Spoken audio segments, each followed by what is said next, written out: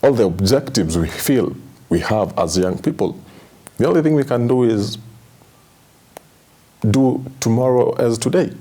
Okay? And by doing tomorrow as today means stepping up for the seats, stepping up with ideas, stepping up with solutions, not just complaining this isn't being done.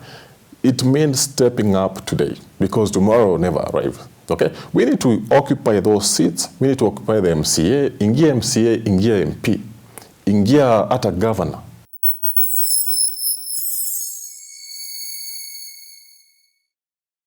Welcome to another episode of Raya Active Podcast. This is me, your host, Polo Kimani, and today we are going to discuss two things.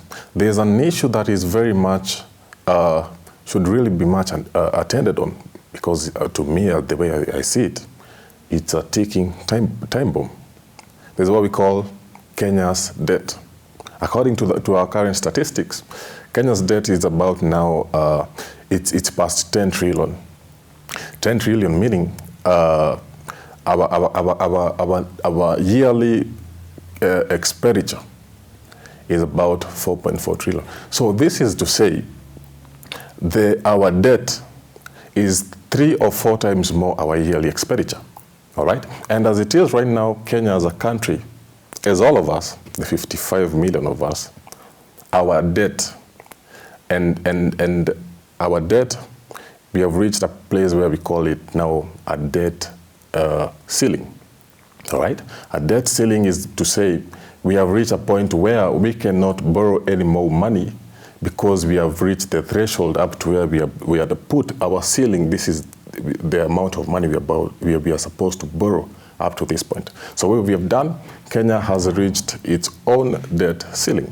All right? And usually what happens after this, when Kenya reaches its debt ceiling, as it is right now, Kenya is broke. Leave alone all the politicians you are seeing flaunting money. Kenya is broke. Kenya is financially unstable, and we're in so much danger. All right? So usually what happens when a country like Kenya reaches its debt ceiling, of course, we have to borrow more money. As it is right now, we cannot sustain ourselves with the tax we are collecting, right? So when we reach this debt ceiling, we just go back, of course, to the global sharks, the IMF, the World Bank, the Chinese, the Russians, the Koreans, and all that. When we go back to these people, but now we are looking more at the IMF because they're the biggest funders, or they're the biggest lenders of countries like Kenya, third world countries. What they do is they give us a letter called a letter of intent. A letter of intent is supposed to, because we have gone to them, we need more loan, we need more money, we cannot sustain ourselves with just the revenue we are collecting. So we go back to them, they give us a letter of intent. A letter of intent contains the terms and the conditions that they are giving us, so that we can prove to them that we are going to be able to repay this bigger loan that we want from them, so that we can continue servicing our country as it is right now. All right? So this letter of intent, there are certain things we have to put in place. And one of the things we have to put in place, obviously, is overtaxation. Right? Because when you borrow 10 shillings today, you spend 9 shillings on paying debt, you are remaining with 1 shilling, you have to take another 10 shillings to sustain your livelihood. And then the more you're taking this debt, the more the bigger it's growing. And what we are doing right now is that every time we take a loan, we are postponing a catastrophe. Okay? So we are living today. Tomorrow is another day. We are going to figure out what we are going to do tomorrow. So when this letter of intent reaches Kenya, it outlines all the things we must do. And it's one of the reasons why we are seeing the finance bill, especially the 2024, which passed, by the way, if you don't know. I'm not saying all our efforts were futile, but they had to go back and pass it below under the sea, small by small. the portions that this letter of intent had required, because otherwise we wouldn't be getting any loan from these global shallows. All right? So when these measures have been put in place, and we have now extended debt ceiling yetu ilikuwa 10 trillion, we have now pushed it to 12 trillion so that we can continue sustaining our livelihood. When we push this debt ceiling and we take more loans, the only way to repay this is over-taxation, and it's borrowing more. Because as it is right now, last year, 2024, 2025, yeah, that is last year, 2024 to 2025.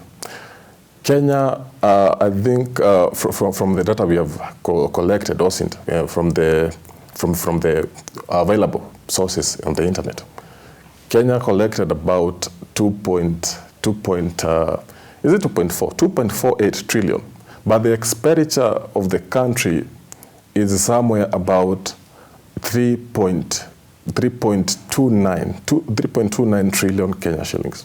All right. So in as much as we have collected this revenue from the customs, from the products, of course, you're going to the supermarket. If you go to the supermarket, by the way, I realize most people don't understand this. Go to your receipt, and down there you'll see how much tax you've paid for the particular product you've paid. See, it's not only civil servants who are working in parastatals, when you're nakatwa SHA, when you're nakatwa NSSF. It's not just them who are being taxed. Even every single purchase you make in this country, you are paying tax. All right? And the only thing now that is going to happen, tuko katika hali ya hatari. Tunaweza athirika vibaya sana. All right? Because the more we postpone this debt catastrophe, the bigger it becomes. All right? So when we borrow 10 trillion today, and unfortunately, 40% of this debt that we are taking now are stolen by the people we chose simply because you decided huyu ni wetu, huyu akona aura, huyu anatuongelesha vizuri, huyu heri huyu shetani tunajua kuliko malaika ule hatujui. Because you made such decisions, there's a lot of pain you're going to experience. And the unfortunate thing is, in as much as we are feeling pain right now, as data has it, the economic turmoil we are feeling right now is from the debt that was taken during the Kibaki's time. And remember, I think Kibaki, when he was there, the total loan he took, I think it was 1.something trillion. William Ruto, in 3 years has taken a debt of about 3 trillion, heading to 4 right now. All right? So the economic bulkiness you are feeling right now is probably from 16 years ago. This is to say, if in 2037, most of you will now have kids, the economic bulkiness will have multiplied probably by 7 times. Okay? Because this is 1 trillion you are feeling right now. In probably 15 years, not even 15, because the way I'm seeing it, with the looting that is going on, in 2030, in 2028, in 2032, most of us will be crying. Okay? So my point is, when we take loans, most of these loans are not coming here to do the intended purpose. Because initially, in a stable country with the people who have brains, with people who want to really do something for where they come from, with people who are not greedy, with countries like China and Singapore. This is, you know, munaskia rumors as a Singapore, oh, we want to be Singapore. But we are doing exactly the opposite of what Singapore did. All right? And the first thing I think we should be doing, if we really want to be serious on these issues, hang the politicians. These people are cancer to our society. Okay? Because when you take a loan, initially when you take a loan is supposed to come and do and make developments. And these developments in the long term are going to create an economic space where they are servicing these debts that were taken. But that is exactly the opposite of what is happening today. Okay? Somebody is taking a loan, stealing the 40%, and even the 60% that is remaining is not doing the intended purpose. Okay? We are supposed to be taking loans for industries. Not what is this guy doing? Building stadiums. So who needs a stadium in 2025? We are really having a pandemic of misplaced priorities. Okay? These loans are going to bite us in the very soon, whether we like it or not. And we are going to say we saw this happen, and we are going to say we were there when this guy was doing this, and we did nothing. There's going to be a lot of regret. Okay? Because as it is right now, me and you, the money, don't think simply because you have a few thousands in your bank account, you are secured for the future. The future is very scary, especially for a country like China, like Kenya. And I understand that even the richest country has a debt, but we are not the United States. We do not have the reserve currency. We are Africa, and we are doing a lot of damage to ourselves.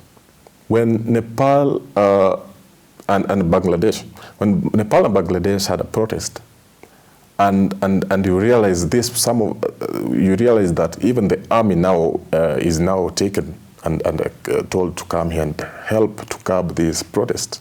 When they came, there was blood, and unfortunately, in most protests, there's bloodshed.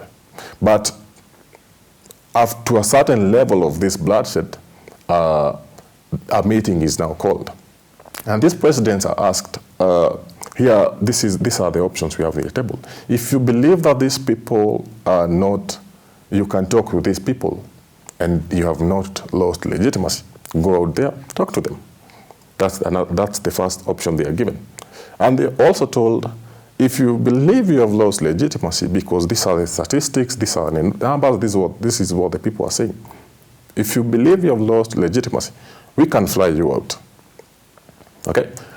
Or you can resign respectfully, and probably by a slight chance, you're going to retain the legitimacy and your dignity as a president who resigned. But most of these people don't usually take these options. They choose to fight. You take Tanzania, for example. A lot of people are killed. Okay? Because these people understand that once I am taken out of this seat, there's a lot of skeletons I am sitting on. There's a lot of vices I have done. There's a lot of money I have stolen that is going to be taken back, and I am going to be jailed.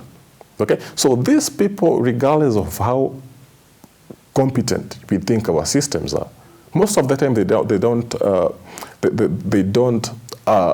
don't choose the systematic way of doing things. They choose the right way.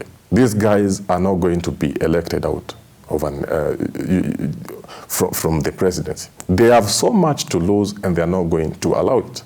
Okay? But when we look back at, going back a little while, we really think, is democracy really working? Is democracy really fit for Africa? And if it's not, what's the alternative? Okay? And we have had this conversation for a while now, and I am afraid we haven't really come to a resolution. But one thing is clear, that whatever we're having now is Africa is having a very hard time in using the West democracy that was introduced here. I cannot emphasize how badly our civilization as a continent, as Africa, how badly damaged it was by the British. Okay? And I know they say, they dismiss this claim as a mere correction that can be done within a week or so, but I cannot emphasize how badly damaged our civilization and as a continent was. Okay? Because when you look at things before this globalization of doing how the Mzungus, starting how they did, the cars, the technology, the medicine, initially before that. And they always say it was retrogressive, but we can also argue that at one time, the Mzungus were where we were, okay? It's just that they were a few steps ahead. This is not to say in 2025, Africa would be where it was in 1980 or in 1890. That's like 2 centuries, 1.5 centuries ago. Okay, we must not look at it from that perspective. The globalization of the systems has affected Africa tremendously. Okay, because initially we had our own things, we had our own way of doing things, we had our own way of practicing authority, we had our own way of dealing with societies, policies, marital issues and all this, especially on the medicine side. Even though it may be considered as retrogressive, because of course it's 1890, we had our own way and it was very much effective. Okay, so the globalization, Africa is having a really hard time to adopting to this globalization that was introduced by the Mzungus, especially on the leadership issue that at some point looks merely impossible to implement. It looks very much incompatible with what is being introduced and what, of course, we had. Okay.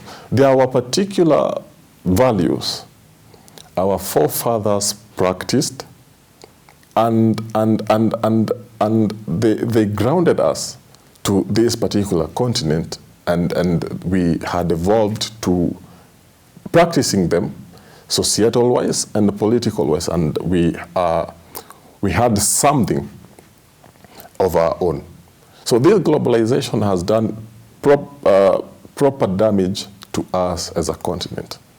Okay, this is not to say I'm not even certain that even if we were to go back, we would recover very much, but it's really an issue. It's an elephant in the room that really must be addressed.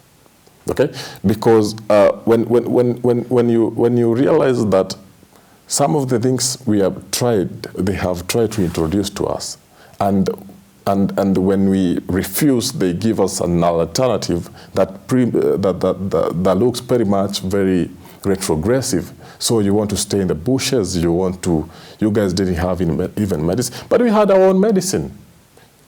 In as much as we didn't have the tablets, in as much as we didn't have the hospitals, we had our own ways of doing things. I'm not saying we go back to 1980. All I'm saying is there is very much we could borrow from what we had and try to implement it in the future where we are.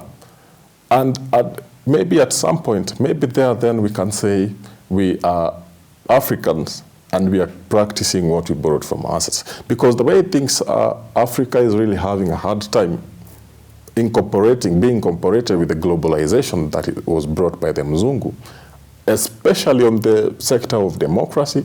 I'm not saying we go for dictatorship. I'm not saying we go for all the other monarchies. I'm not saying that. I'm just saying Africa must be looked at from an African perspective. So I would say part of the problem with our democracy, with our leadership, has been trying to replicate the white man's form of leadership and values, trying to replicate it with, replicate our African values with what now has been introduced to us by the virtue of globalization, of a global planet and a world economy and all that. I'm not saying we go back to 1980. Again, I repeat, I'm not saying we go to 1980. All I'm saying is there is a lot of values we could borrow from then that are compatible with us as Africans, as a continent.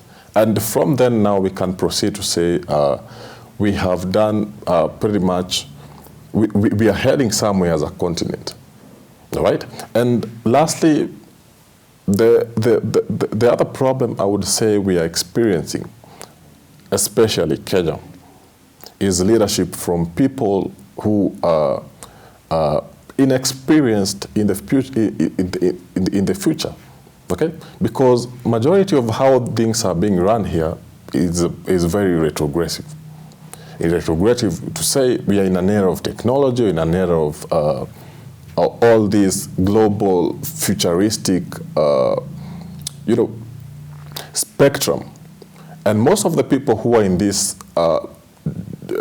dockets that are supposed to be putting us out there to be dealing with these issues don't have any idea what is going on. This is to say, whenever we hear a statement that you the young people are the leaders of tomorrow, you realize in as much as we want to say that, tomorrow is one thing that never arrives. Tomorrow is always tomorrow. So if you want to implement these things, all these things we desire, all the objectives we feel we have as young people, the only thing we can do is do tomorrow as today, okay? And by doing tomorrow as today means stepping up for the seats, stepping up with ideas, stepping up with solutions, not just complaining this isn't being done. It means stepping up today, because tomorrow never arrives, okay? We need to occupy those seats. We need to occupy the MCA, ingia MCA, ingia MP, ingia ata governor. There's nobody who is too young to be doing these things. Kwani governor wenu nini anafanya yenye huwezi fanya? We all have the same education. The only thing we don't have, and we probably could borrow, is the experience in these things, where to source a particular, funds, donations. We can do these things, all right? So if we really want to make an impact on our economy, on our society, we must really put ourselves out there as the young people with our ideas, because we are the future, okay? And there's no way, the past, we are going to depend on the past to shape our future on how it's going to look like. It's us, the future. The young people, we need to step up, all right? So that has been me, that has been my time. You have a lovely Merry Christmas.